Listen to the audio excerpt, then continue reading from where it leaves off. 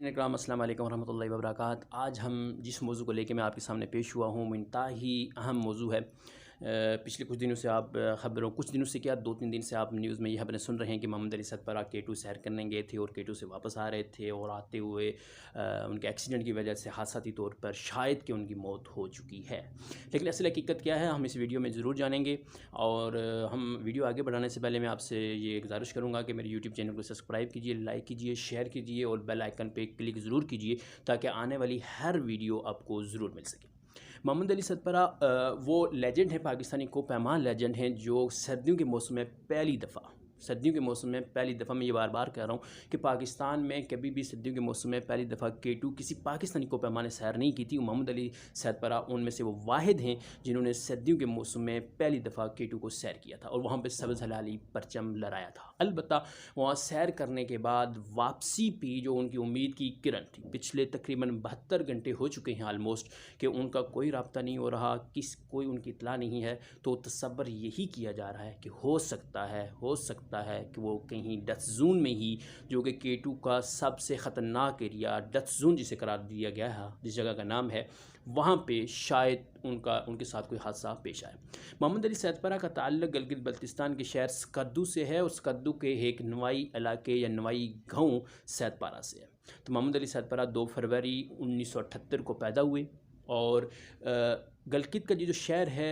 سکردو کا جو شہر ہے سید پارہ، یہ مشہور اس حوالے سے ضرور ہے کہ یہاں کے لوگ جو انگریز کو پیما ہوتے تھے ان کی کلی بن کر ان سے کچھ ڈالر ضرور وصول کرتے تھے اور یوں اپنی زندگی کا پہیہ یا معیشت کا پہیہ چلاتے تھے۔ لیکن محمد علی سربراہ ان لوگوں میں سے ہیں جنہوں نے سب سے پہلے K2 کو سیر کیا، نہ صرف K2 کو سیر کیا بلکہ 2016 میں یہ اس ٹیم کا حصہ بھی تھے جنہوں نے سب سے پہلے سردیوں کے موسم میں ننگا پربت کو سیر کیا تھا۔ اور محمد علی سربراہ وہ ہیں جنہوں نے 8000 میٹر تک کی جو چوٹیاں ہیں، 4 مختلف چوٹیوں پہ 8000 میٹر سے زائد جو چوٹیاں ہیں، میٹر والی جو چوٹیاں ہیں، انہوں نے سیر کی ہوئی ہیں اور مختلف قسم کی چوٹیوں پہ 4 مختلف چوٹیاں جو ہیں وہ انہوں نے سیر کی ہوئی ہیں۔ اس کے علاوہ محمد علی سربراہ اس کے علاوہ بھی بہت سے چھوٹے موٹے ریکارڈ ضرور رکھتے ہیں۔ ہاں، البتہ ان کے جو بیٹے ہیں ساجد علی سربراہ جو ہیں، انہوں نے سب سے پہلے انہوں نے بھی ماؤنٹ ایوریسٹ کو بھی کراس کیا ہوا ہے کچھ لوگوں کے ساتھ، اور اسی طرح K2 بھی سیر کرنے گئے تھے اور اس سفر میں K2 کے اس سفر میں بھی وہ اپنے والد کے ساتھ موجود تھے۔ بعد کسی ٹیکنیکل وجوہات کی بنیاد پر وہ راستے سے واپس آ گئے، البتہ ان کا جو سٹیٹمنٹ سامنے آئی ہے وہ یہی ہے کہ وہ ایک ایسے علاقے سے گزر چکے تھے کہ اب ان کا ٹاپ پہ ہی پہنچنا ممکن تھا، یعنی وہ گزر گئے تھے اور جو بھی ایکسیڈنٹ یا حادثہ جو بھی ہوا ہے وہ واپس آتے ہوا ہے۔ لیکن یہاں میں دیکھ رہا ہوں کچھ منفی کمنٹ سوشل میڈیا پہ ان کے حوالے سے گردش کر رہے ہیں وغیرہ وغیرہ، لیکن یاد رکھیں محمد علی سربراہ ہمارے لیجنڈ ہیں، ہمارے سر کا تاج ہیں، اور شاید کہ کچھ لوگوں کو ان کی یہ اتنی بڑی کو پیمائی یا اتنا بڑا ریکارڈ بنانا شاید ہضم نہیں ہو رہا، شاید اس وجہ سے کچھ لوگ جو ہیں وہ منفی پروپیگنڈے کر رہے ہیں۔ بہرحال ان کی بچنے کی امید کی کرن اب تقریباً ختم ہوتی جا رہی ہے اور تقریباً یہی کہا جا رہا ہے کہ شاید کہ وہ اب دنیا میں اب نہیں رہے اور K2 سے واپسی پہ ڈیتھ زون کے اس علاقے میں وہ کسی برفانی تودے کے نیچے آ گئے یا کسی بھی وجہ سے وہ اب نہیں ہیں۔ البتہ ان کے بیٹے جو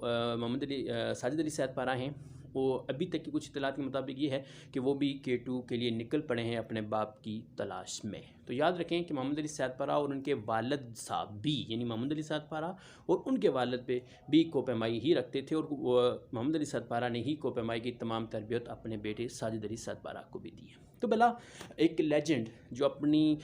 جان کو مشکل میں ڈال کے، اپنی جان کو ہر طرح سے خطرات سے کھیل کر وہ کیوں سردیوں کے موسم میں K2 کی سیر کرے گا، تو یقیناً یہ ہمارے لیے صرف بڑی فخر کی بات ہے اور ہم ان کے لیے دعا گو ہیں کہ لیکن البتہ ایک یہاں میں آپ کو بتاتا چلوں کہ محمد علی سربراہ نے ایک دفعہ اپنی زندگی میں یہ ایک سٹیٹمنٹ بولی تھی، انہوں نے کہا تھا کہ اگر میں K2 سیر کرتے ہوئے اور میرے سے رابطہ منقطع ہو جائے اور میرے سے رابطہ نہ ہو تو یقین کر لینا کہ میں نے K2 کے اسی علاقے میں برف کا مکان بنا کر میں اس میں رہ رہا ہوں، یعنی اس حد تک ان کو یقین تھا. تو بہرحال قدرت کو کچھ اور ہی منظور تھا. تو ہم یہی دعا گو ہیں کہ اللہ تعالیٰ ان کو خیر وافیت سے واپس لے آئے، اور اگر وہ کسی حادثے کا شکار ہو گئے ہیں، اللہ تعالیٰ ان کو جنت الفردوس میں جگہ دے. بہرحال ابھی اس کو ڈیتھ ڈکلیئر کرنا تو بڑی